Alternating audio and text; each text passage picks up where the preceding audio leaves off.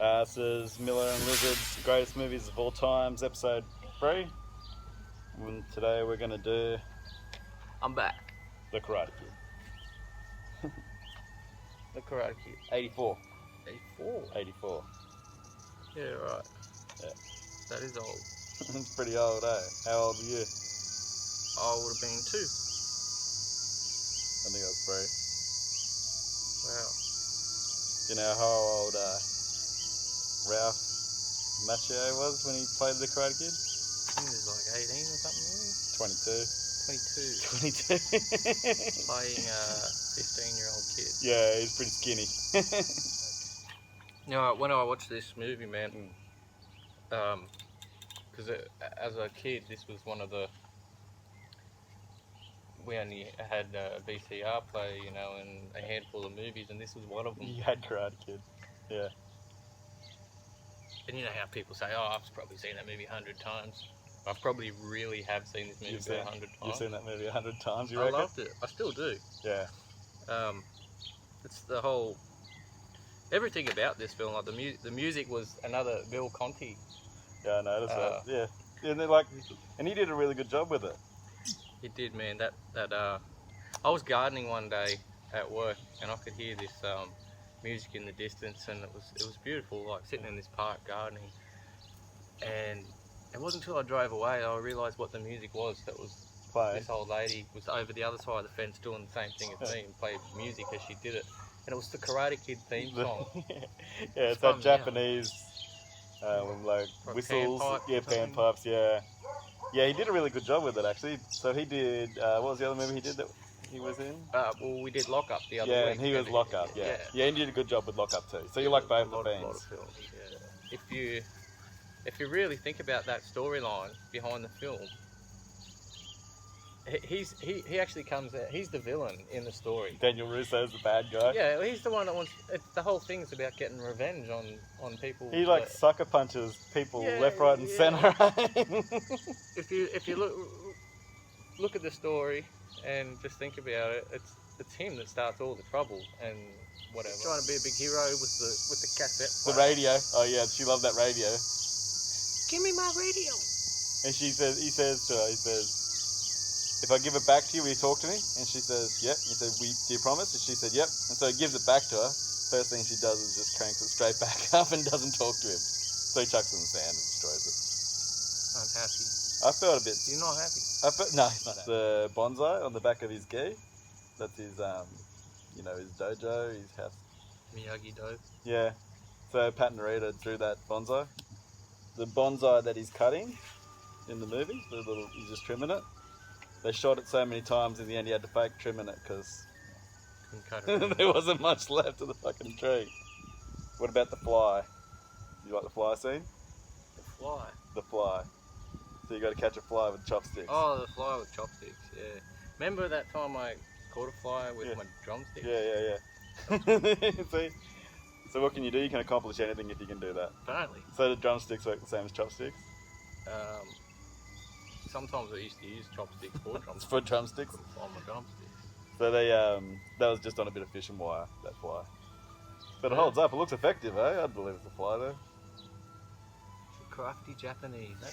Apparently he never actually finished painting the fence, he only did one side, never read the other end. I'm a bit like that when it comes to painting. He only did one side. Get a feature wall. What else do you have to do? Sand the floor, paint the fence, and then he does, and then he comes at him, and he's like, paint the fence! Ah! And when he's punching, he's like, "What's wrong with you? You girl? Punch harder." Some kind of girl. Some kind of girl. The car's in the yard. The car's cool. Did he pick the right car? You got to pick any one of those cars. No, I didn't like the yellow, man.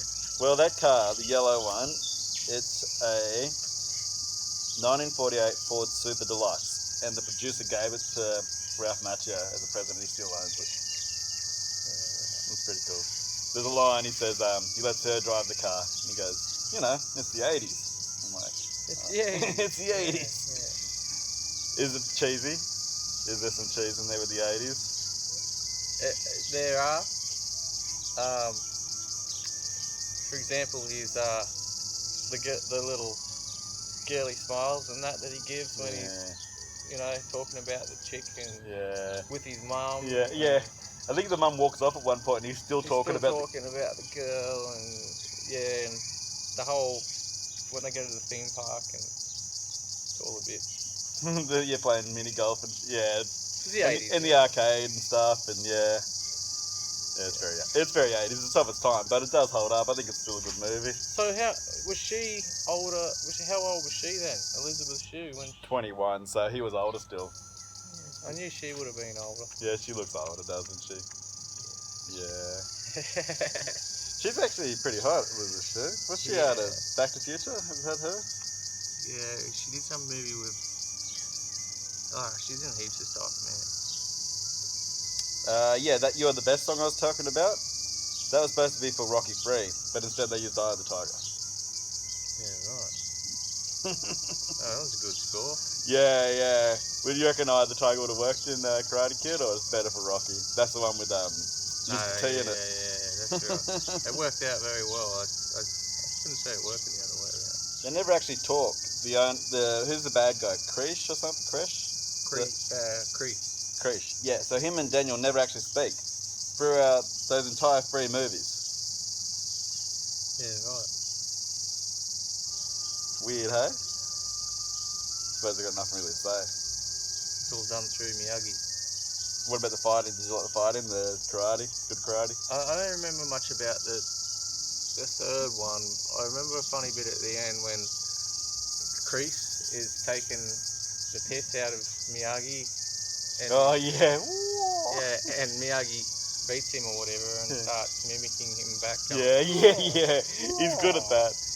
Yeah, like what he's saying to him. So, at the end of the first movie and the start of the second movie, there's like a little bit in between. I think it starts in the second movie. And it's them out in the car park after the tournament. Yeah, and he punches through the window. Yeah, he just like moves out of the way and he's got blood on both his hands. And Miyagi gets him down on the ground. He's like, mercy is for the weak. No mercy for our enemy. And then he honks his nose. He does. Yeah, he's actually taking the piss out of his dojo when he says that. Yeah. He's Mercy is for the weak. What he tells his students. Yeah, that's his motto. I liked how Miyagi and was... the enemy deserves no mercy. No mercy.